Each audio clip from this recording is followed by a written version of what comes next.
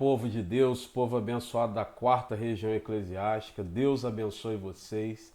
Mais uma semana, quarta com o bispo. Essa que é a nossa transmissão, nosso encontro semanal aqui às quartas-feiras, às 20 horas, pelo canal do YouTube da quarta região e também pelo Instagram da nossa quarta região. Então, através das duas plataformas aí, você consegue acessar esse conteúdo. Que bênção você poder ter chegado aqui comigo, que bênção que eu pude chegar aqui com você. Se você não percebeu, se você ainda não deu uma olhadinha aí no seu calendário, nós estamos no dia 31 de janeiro. O primeiro mês do ano já foi embora, amanhã já começa o segundo mês desse ano. E essa sensação de que a vida está correndo não é um clichê, não é um jargão que comumente as pessoas falam. É porque a própria Bíblia já nos sinaliza de que os últimos dias antes da volta do Cristo seriam dias de muita correria mesmo, muita demanda, muita informação. E os dias também sendo muito maus, as coisas vão nos oprimindo, nos afugentando de alguma forma que parece dar a sensação de que a vida está correndo. A nível cronológico, o tempo há 100 anos, 200 anos, 1000 anos, 1500 anos atrás, a nível cronológico é o mesmo de hoje, de 2024. Mas a demanda da vida é muito maior, então por isso dá essa sensação de que a vida está correndo. Mas saibam que nós estamos no dia 31 de janeiro, a vida está correndo, o primeiro mês do ano já foi. Muita gente aí se mobilizando para voltar de férias. Eu mesmo tive aí a segunda quinzena, né? Os últimos 15 dias, o mês de janeiro, perdão. Os últimos 15 dias, o mês de janeiro, eu tive de férias. Vários pastores e pastoras também tiraram férias dentro do mês de janeiro, a maioria. E tem gente que fala assim, pastor tirando férias, bispo tirando férias. Jesus não tira férias, como é que a gente vai tirar férias? É claro, ninguém tira férias da sua vocação pastoral, da sua vocação ministerial não existe férias. Como é que eu vou tirar férias da minha vocação pastoral? Isso não existe. Aonde eu estiver, o tempo que eu estiver, eu sou um ministro, um obreiro do Senhor. Você é uma ministra, uma obreira de Deus. Só que o pastor e a pastora, pelo menos na igreja metodista, o bispo, a bispa, pelo menos na igreja metodista, além das nossas ações pastorais, é embutido nessa demanda pastoral muitas demandas administrativas. Então nós não tiramos férias da função pastoral, nós tiramos férias, nós temos um tempo que dentro da lei da igreja nos é permitido isso, 30 dias no ano, nós tiramos férias das nossas demandas administrativas, as nossas demandas burocráticas. Mas da demanda pastoral isso é impossível, ninguém tira férias do pastorado. Então que bênção que nós conseguimos vencer aí o primeiro mês do ano. E o dia 31 de janeiro também é especial para mim, pessoal aqui na minha casa, porque é o dia do aniversário do meu filho do meio, do meu segundo filho, do Hugo. O Hugo faz aniversário hoje, dia 31 de janeiro de 2008. Nascia o Hugo para a nossa felicidade. Está fazendo 16 anos hoje e eu aproveito esse espaço aqui para profetizar, renovar a profecia que eu tenho feito há 16 anos sobre a vida do Hugo. Que ele seja um homem abençoado, uma pessoa cheia de Deus, da qual eu tenho muita expectativa de ver ele se desenvolvendo pela pessoa, pelo caráter que Deus deu a ele, que ele tem desenvolvido. Eu quero ver muito o que Deus tem para fazer através da vida dele e na vida dele. Então hoje é aniversário do meu filho do meio, meu filho Hugo. E não importa aniversário, não importa dia de nomeação, não importa feriado, nós sempre estamos aqui no Quarta com o Bispo. Desde fevereiro do ano passado até hoje eu não perdi uma quarta aqui. Então pode ser que em algum momento haja uma demanda muito abrangente que me impeça estar aqui com vocês, mas eu me esforço sempre para estar. Na semana passada nós começamos a falar sobre um texto, uma situação que é muito importante para nós, que é a referência da presença de Deus a partir do povo de Israel, que junto com o rei Davi resolveu ir até a terra dos filisteus e levar de volta a Arca da Aliança para Jerusalém. A Arca da Aliança, para quem não sabe, e eu falei muito sobre isso semana passada, eu não vou detalhar, vou só passar de passagem, como a gente fala, né? A Arca da Aliança era uma caixa de madeira revestida de ouro, com alguns utensílios considerados sagrados dentro dela, que representavam a presença de Deus na vida do povo de Israel. Estar com a caixa de madeira revestida de ouro, a Arca da Aliança dentro de Jerusalém, representava que Deus estava abençoando o povo, era a presença de Deus manifesta. Eu poderia usar aqui vários textos que falassem sobre a espiritualidade individualizada, individual de Davi. Mas eu quero falar sobre essa espiritualidade, eu quero continuar falando e terminar hoje sobre essa espiritualidade coletiva, sobre essa ação do Espírito Santo não na vida de uma pessoa, mas na vida de uma igreja, de uma comunidade local, de uma igreja local, de um grupo de pessoas. Eu quero falar sobre o que Deus pode fazer a nível de ação espiritual na igreja. E eu estou usando desde semana passada, vou repetir hoje, o texto de 2 Samuel, capítulo 6, versículos 1 e 2, que é o texto de referência, que diz assim: Tornou Davi a juntar todos os escolhidos de Israel em número de 30.000, e levantou-se Davi e partiu com todo o povo que tinha consigo para Baalim de Judá, para levarem dali para cima a arca de Deus, sobre a qual se invoca o nome do Senhor dos Exércitos, que se assenta entre os querubins. Esse texto é a nossa referência, e está sendo a nossa referência desde semana passada, para tratar desse evento especial na vida do povo de Israel. Eles entenderam como comunidade, como grupo, que não podiam viver sem a presença de Deus.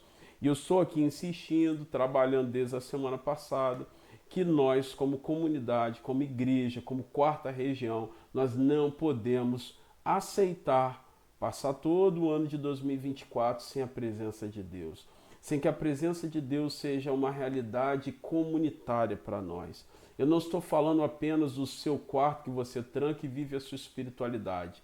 Eu estou falando de uma ação de Deus que traz avivamento da ação de Deus, essa renovação espiritual para a comunidade, para a igreja.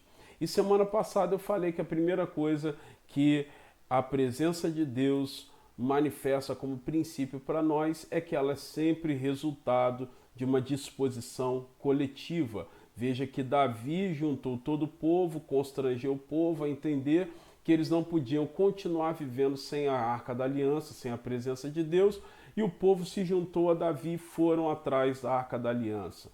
Eu disse semana passada e repito, não trata apenas de trancar a porta do seu quarto e viver a sua espiritualidade. Se nós vivemos em uma igreja local, em uma comunidade, em uma denominação, em um grupo, nós precisamos entender que a realidade da explosão da ação de Deus vai ser sempre consequência de uma disposição coletiva.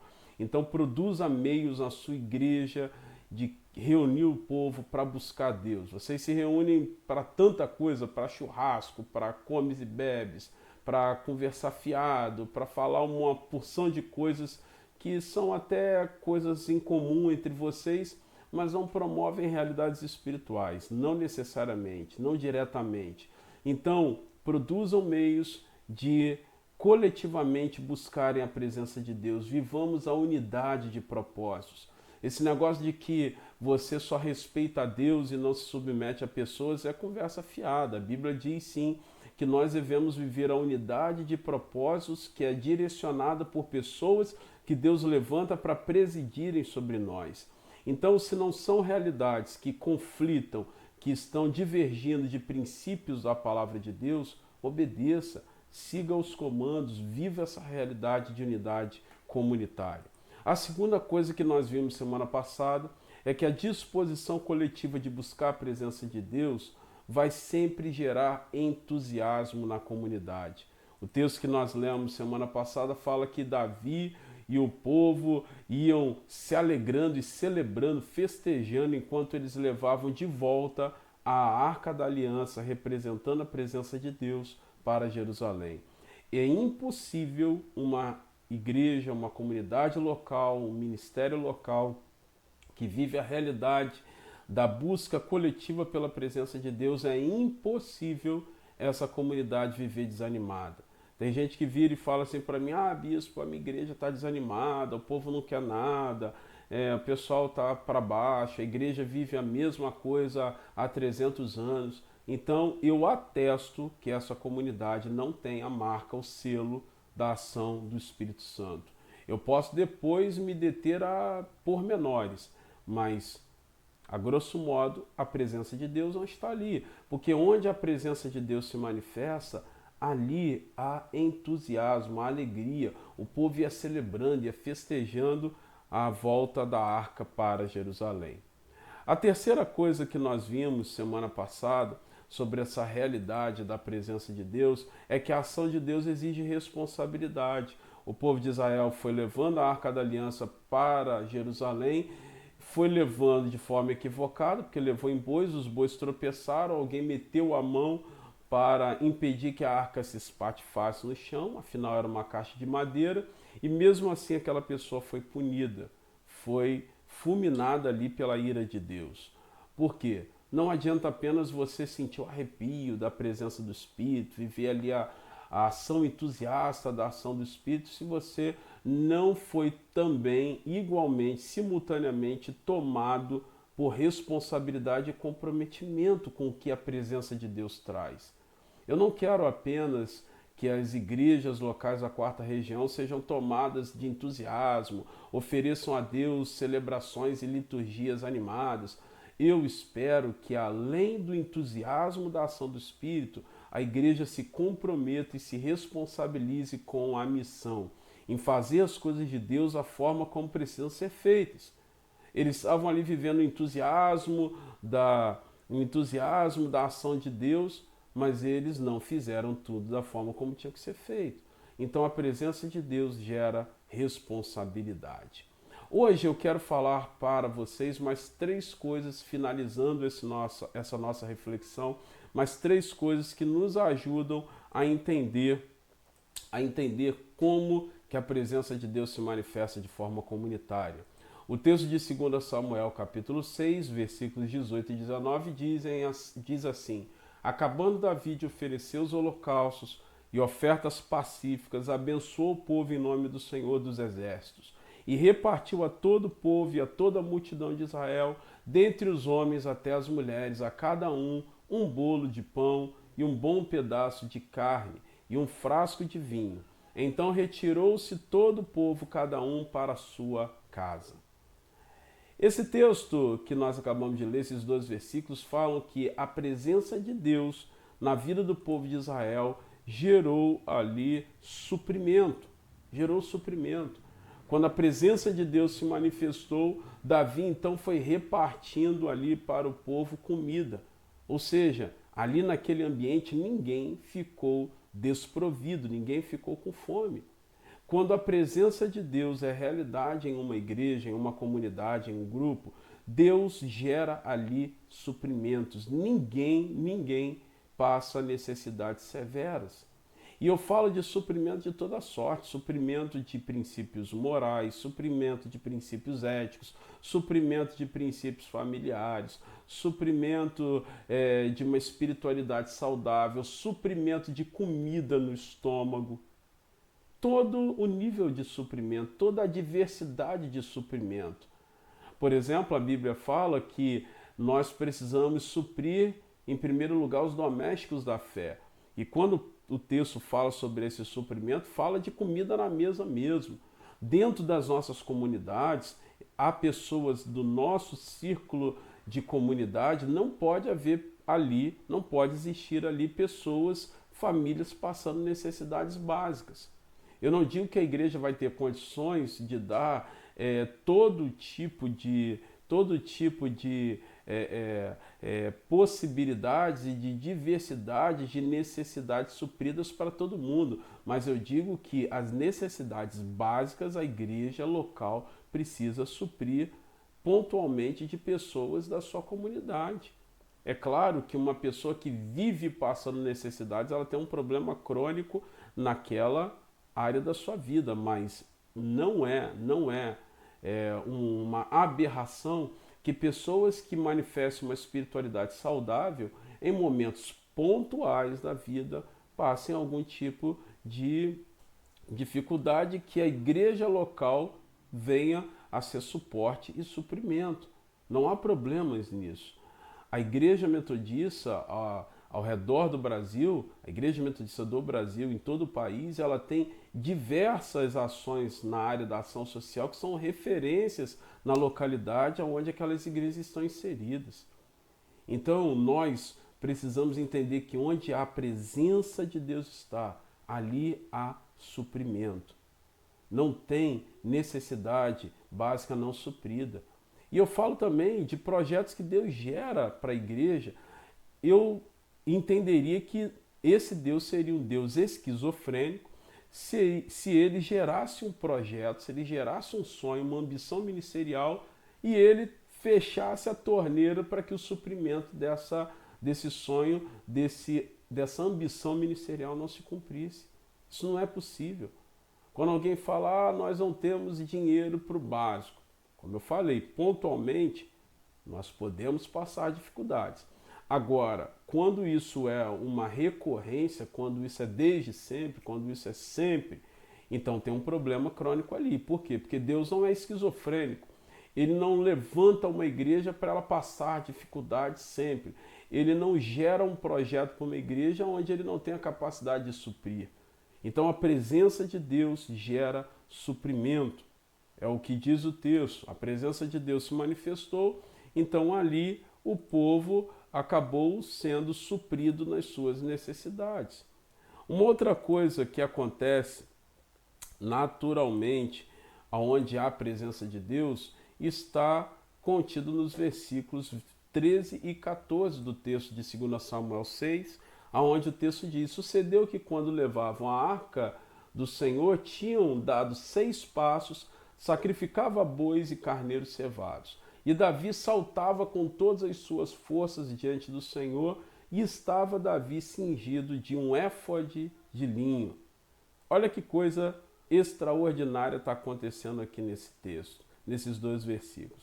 A Bíblia diz que enquanto Davi andava, ele dava 6 passos, parava e sacrificava a Deus.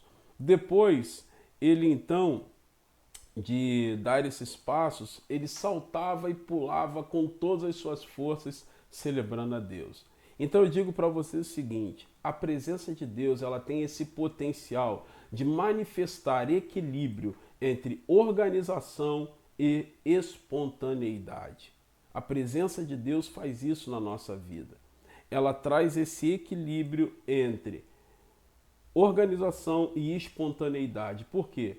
Porque Davi, ele tinha organização, ele tinha ordem, ele tinha o princípio de dar 6 passos e no 7º levantavam um altar. E depois que ele levantava esse altar, depois de dar 7 passos, 6 e o 7º ele sacrificava, ele começava a saltar, pular e dançar com toda a sua espontaneidade. Então isso prova para mim que quando a presença de Deus se manifesta, ela manifesta esse equilíbrio entre o que é organização e o que é espontaneidade.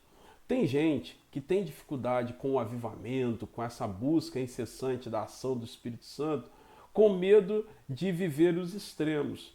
Tem gente que tem medo de viver uma igreja, de experimentar uma igreja onde só o espontâneo é marca e a organização fica para depois. E tem gente que não se abre para a ação do Espírito, para a ação da busca do Espírito Santo, porque acha que o mais importante para a igreja é a organização e não tanto a espontaneidade, o novo, aquilo que nós não temos o controle. Porque dar 6 passos e no 7º você sacrifica, é uma coisa que você já controla. Agora a dança efusiva, entusiasta, espontânea, isso é algo que vem da ação do Espírito sobre a tua vida, que toma você. Então, a igreja que vive a ação do Espírito Santo, ela experimenta esse equilíbrio entre organização e espontaneidade. Sabe por quê? Porque o Espírito Santo não é maluco, o Espírito Santo não é desorganizado, O Espírito Santo não é irresponsável. O Espírito Santo, ele não é alguém de uma ação metódica que não tenha condição e capacidade de equilibrar a sua metodologia, a sua organização com ações espontâneas que ele quer fazer na vida da igreja. Ele não é doido a esse ponto, ele não é desorganizado nem irresponsável, ele é a ação do próprio Deus, do Deus eterno, do Deus que sabe todas as coisas, do Deus que você tem para ele um pingo no balde são as nações da terra. Todos os montes desse mundo ele pesa numa balança de precisão, numa balança que se pesa o grama, um Deus que toda a quantidade de água nos oceanos para ele é medido na palma da sua mão. Então um Deus que tem a ação do seu espírito, um Deus como esse que tem a ação do seu espírito, é claro que ele consegue equilibrar a organização e a ação espontânea. Nós não precisamos ter medo da ação do Espírito. Como bispo da quarta região, eu quero te desafiar a se lançar livremente na ação do Espírito, a fazer da sua igreja um ambiente coletivo da busca do Espírito Santo. Vamos fazer o ano de 2024 um ano diferente. Busque aí o seu ministério local, a sua igreja, seus amigos da igreja, e comece a se reunir para subir monte, para chegar meia hora antes do culto da igreja, para ficar meia hora depois, para orar, para buscar a presença de Deus. Você vai ver que as respostas de Deus vão ser diferentes. Comece a viver isso, você vai ver que isso vai gerar entusiasmo. Comece a viver isso, você vai ver que Deus vai suprir. Comece a viver isso, você vai começar a perceber que Deus vai gerar equilíbrio entre uma organização, entre protocolos que a gente precisa cumprir e a ação espontânea do Espírito. Isso é avivamento. Quando Deus se manifesta, não tem desequilíbrio.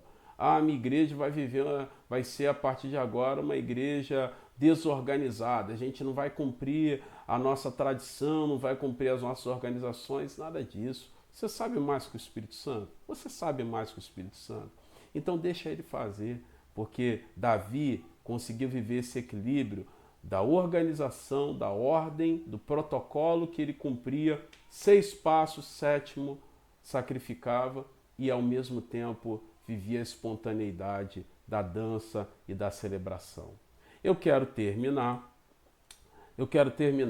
lendo com vocês um último versículo que eu tenho como referência para esse nosso estudo, para esse nosso tempo aqui, que é o texto de 2 Samuel, capítulo 6, 2 Samuel, capítulo 6, versículos 16 e 23, não é 16 a 23, mas 16 e 23 diz assim o texto. Sucedeu que entrando a arca do Senhor na cidade de Davi, Mical, a filha de Saul, estava olhando pela janela e vendo ao rei Davi que ia bailando e saltando diante do Senhor, o desprezou no seu coração. E Mical, a filha de Saul, não teve filhos até o dia da sua morte. Olha só que coisa terrível. Acho que quase todo mundo conhece esse texto, né? Esse texto fala sobre a mão do Senhor pesando sobre a vida de Mical, que era mulher do rei Davi, que vendo Davi celebrando, cantando, pulando, dançando, disse, parabéns ao rei Davi, dançando como um sem vergonha qualquer na frente das suas empregadas, do seu povo. E ela desprezou Davi no seu coração, e a Bíblia diz que Deus colocou a mão sobre ela, e em reprovação ela ficou infértil, ela ficou estéril, ela não conseguiu ter filhos. Então, uma coisa está clara para mim, Davi estava lá embaixo na cidade celebrando, e a Bíblia fala, eu não invento nada, a Bíblia fala que ela ficou da janela para a dona lá, olhando Davi, o povo celebrando e criticando. Ou seja, ela estava fora daquele movimento. Ela não estava inserida dentro daquele movimento. O povo junto com o rei dançando e celebrando lá embaixo, e ela da janela, ela estava fora. Então, por último, eu digo a você, Deus vai fazer algo tremendo na quarta região. Ele já começou a sinalizar isso para nós, E esse ano de 2024 a gente vai acelerar o ritmo. Nós não vamos viver tudo que Deus tem para nós na quarta região em 2024. Não, eu não vou ser irresponsável e falar, não, nós vamos viver tudo. Não, nós não vamos viver tudo. Nós vamos viver aquilo que Deus reservou para nós para esse ano. Para esse ano. Só que aquilo que Deus reservou para nós esse ano já vai ser acelerado, já vai ser mais rápido do que nós vivemos até então. E eu digo para vocês o seguinte: se você resolver ficar fora desses movimentos, isso pode gerar na sua vida paralisação, infertilidade, uma ação improdutiva na vida. Não fique fora do que Deus tem para fazer. Se envolva, se submeta. Ah, mas eu não gosto disso. Mas quem está perguntando se você gosta de alguma coisa? Deus nunca me perguntou se eu gostava de alguma coisa. Deus sempre me chamou. E quando eu me envolvi nas coisas de Deus, à medida que eu fui me envolvendo nas coisas de Deus, eu fui adquirindo prazer em obedecer a Deus. Deus nunca chamou alguém e perguntou à pessoa: você vai andar comigo porque você gostou disso? Deus nunca fez isso. Deus sempre falou: olha, anda na minha presença, vem. Jesus chamou Mateus e falou: você que está aí cobrando impostos, vem. Zaqueu, você que está em cima da árvore, desce e vem. Pedro, Tiago e João, vocês estão aí pescando os peixinhos de vocês, venham e me sigam. Lá no Antigo Testamento, Abraão estava lá vivendo a sua vida, Deus falou: anda na minha presença, vem, sai da tua terra. Deus não perguntou para você se você iria gostar ou não do que ele gostaria de fazer. Então não importa se você gosta ou não importa se eu gosto ou não. Obedeçamos. Vamos nos lançar na novidade do Espírito. Porque Mical resolveu ficar lá da janela, paradona, olhando, criticando. Porque quem fica de fora sempre critica. Você pode ter certeza disso. E ao criticar, ela ficou estéril. Ficar fora dos movimentos do Espírito gera infertilidade. E com isso eu quero terminar essa série de 2 encontros nossos aqui, 2 conversas nossas. Semana passada, se você não viu, acesse o vídeo da semana passada para você entender melhor os contextos. E eu espero que na sua vida, na sua igreja local, nesse ano de 2024, nós possamos viver o melhor que Deus tem para nós. Nós estamos terminando o primeiro mês do ano de 2024. E eu digo que nós vamos começar amanhã o primeiro mês útil, né? Porque o mês de janeiro é um mês mais ou menos, né? Onde as pessoas estão mais ou menos. Mas agora, começando amanhã o mês de fevereiro, a vida já está numa aceleração muito significativa e a gente não vai deixar o tempo passar. Nós vamos ter disposição coletiva para vivermos o melhor de Deus. Não fique fora desses movimentos. Quarta que vem, se Deus assim nos permitir, nós estaremos aqui em mais uma Quarta com o Bispo. Curta, comente e compartilhe esse vídeo.